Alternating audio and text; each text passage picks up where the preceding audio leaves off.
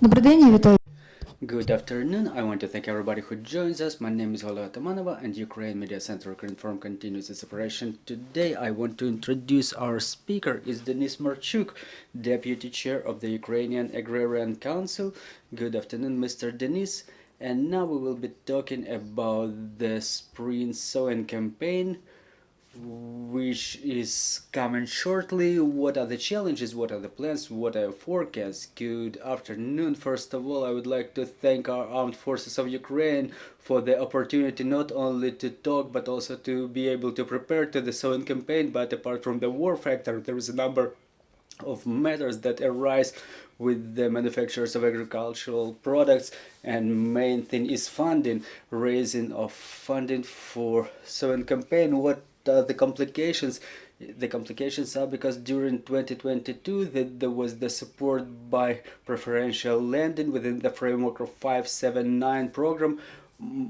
About 95 billion hryvnias were allocated that were used by the agrarians. More than 45,000 businesses were able to lend on the preferential conditions, but in March 23 it already stopped its operation.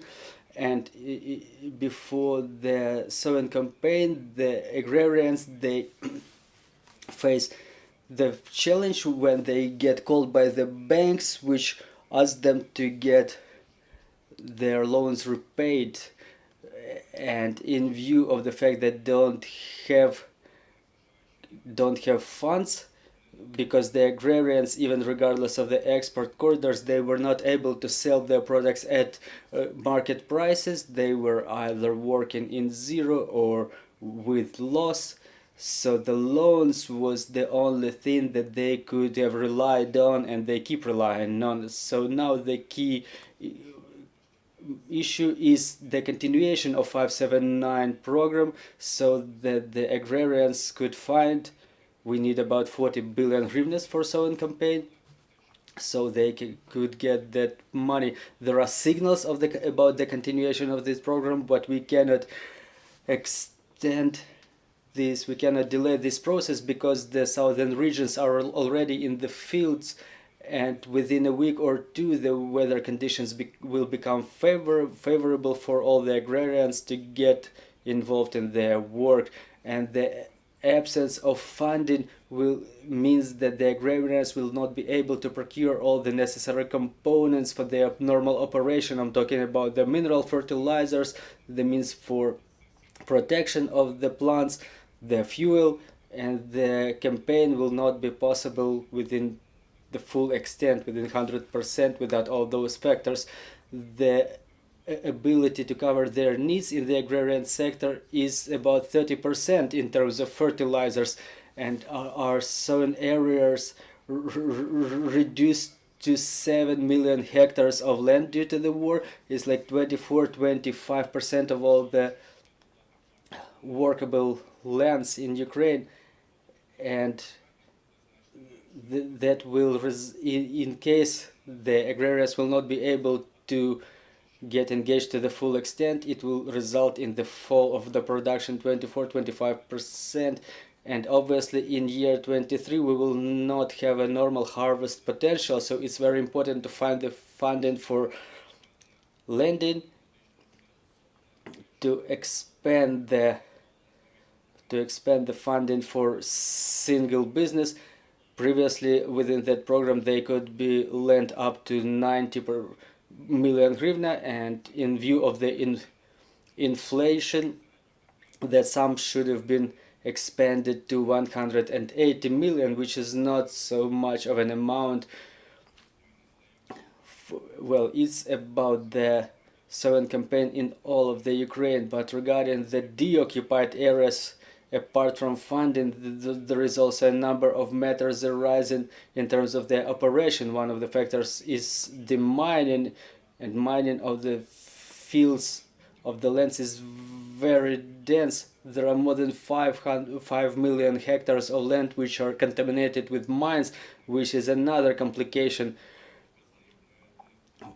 during the beginning of the sowing campaign. So we will not see some of the parts of those lands being soon in Kherson and Mykolaiv region, because number one priority there is the demining first of all, and moving along the course of opportunities we have now in terms of the brigades, the teams that do the demining. Only 30% of the fields can be sown in case they are demined. And another factor is that the sowing campaign will be postponed in the deoccupied territories, because in fact when in March we will have to sow the first crops, they will not be able to do it, so we only hope that they would be able to sow them later.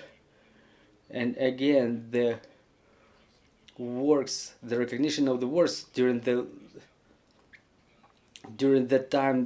period that territory was occupied, it brings up more issues about the collaboration, and the Article 311 recognizes the presence of any business in the occupied territory as the collaboration it can be accepted very difficult, because the agrarians who were maintaining jobs, were keeping jobs, were letting people keep their jobs and feed their families, they may face this article regarding the collaborationism.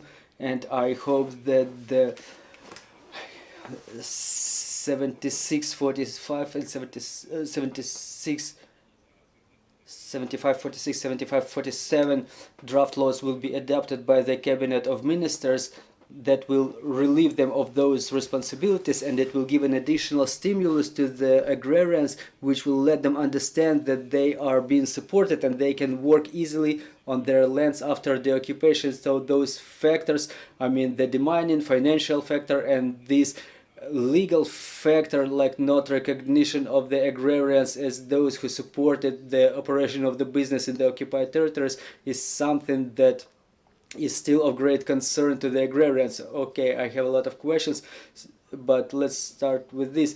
Do we understand that Mykolaiv and Kherson region are not catching up with the sowing campaign due to the dense mining? Well, in Mykolaiv region there is an intense program for demining upon the request of our military and state emergency service, so the prospects for demining of Mykolaiv region are a bit brighter than for the Kherson region, because there are additional forces engaged in demining, but again it's like about 300,000 hectares which are still mined, and the local administrations say, like, let's demine at least 3,500 hectares to grow the vegetables there. But again, compare 3,500 to 300,000 hectares, and the most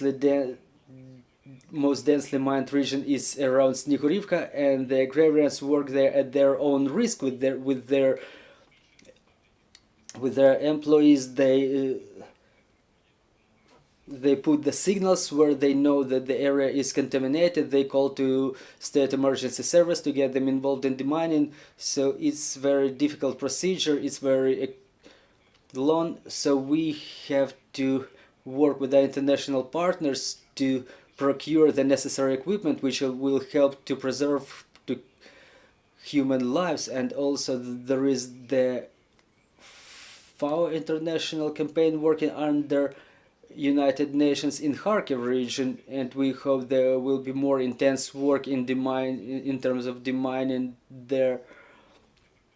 But to summarize it all, under the conditions in these circumstances we end up in, it will be a long story and it may take years. What's the situation in Sumy and Chernihiv region in this regard? Well, due to the fact that they were deoccupied earlier, there was a goodwill gesture thanks to the armed forces of Ukraine. Within this period, we've managed to get prepared better to the sowing campaign in those regions. So those fields that were contaminated there, they were cleared. And another component is the regions of Chernihiv and Sumy region, which are still under shell, and those along the border. For example, today there already were 2 air raid alerts, and Sumy region keeps getting affected. by them, so the sowing campaign is still difficult there. As to the government support of our agrarians, what is the phase of those negotiations? Was the level of communication with the government? On the 3rd of March there was the official address by the leading agricultural organizations to the Minister of Finance, to the Cabinet of Ministers of Ukraine, to consider the proposal for extension of the preferential lending program, and there was a meeting in the Ministry of Agricultural Policy. They are not responsible for the allocation of costs, but back on Friday there was a signal that the extension of the program would be accepted during the meeting of the Cabinet of Ministers, so we hope that the extension of the program will be confirmed soon. Thank you, dear colleagues. If you have any questions, please go ahead. Anastasia Kravchenko, Ukrinform. My question is as follows. We know that this year the harvest will be smaller. We keep seeing the programs with logistics, the problems with the grain corridor. Do you think that it will influence that on the fact that Ukraine may lose its export markets? Our constant buyers will start buying grain from other countries. Well, the position of Russia, who creates problems for us, is aimed at breaking those logistics for those export markets that are traditionally Ukrainian, so they want to conquer those markets, but due to the good quality of our products, we export it to the significant markets of Europe, Asia and Africa.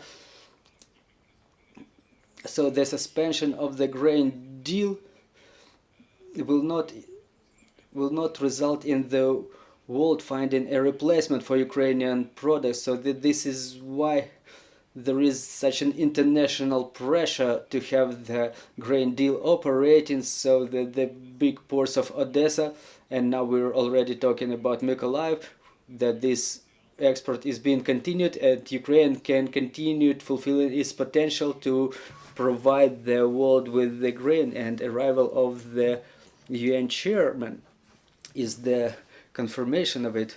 The grain deal, will it continue working, and will Mykolaiv be engaged in this deal? Well, the key issue for the agrarians and for the economy sector, thanks to the export potential, we were able to make $23 billion on export of agricultural products, and in these circumstances, I mean, the fall of economy and the continuation of war, export is the top priority issue, and respectively grain deal 2, export by land is not an alternative to the sea. And today when we're talking as the state of Ukraine, we communicate with Turkey and United Nations.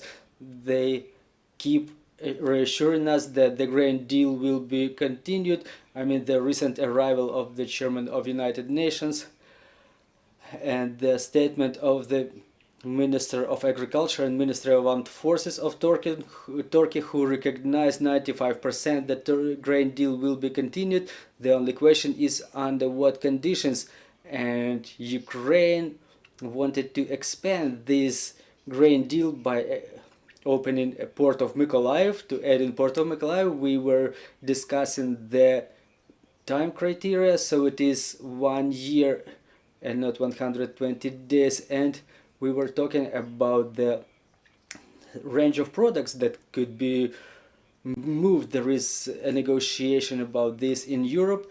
The representatives of UN and Russia meet in Geneva today. Tomorrow there will be a meeting of representatives of Ukraine and United Nations. So we will find out about the results of those negotiations quite shortly. So I think that we will have another 120 days, and maybe with no inclusion of Mykolaiv port to the grain deal. So let's wait for the news. Thank you for this information. Denis Information, Deputy Chairman of the Ukrainian Agrarian Council.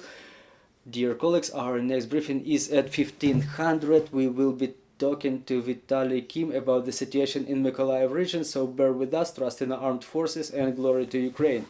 Glory to the heroes.